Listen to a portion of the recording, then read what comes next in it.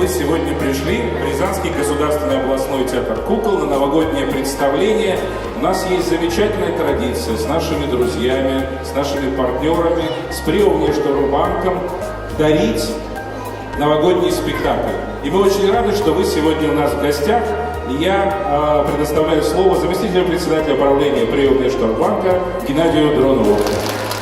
Добрый день. Действительно, это очень хорошая традиция, и мы очень рады, что в нашем городе есть такой замечательный театр, Рязанский областной театр кукол, который один из лучших театров в России, театров кукол. И то, что мы имеем возможность вместе с ними, вместе с вами каждый год встречать этот замечательный праздник.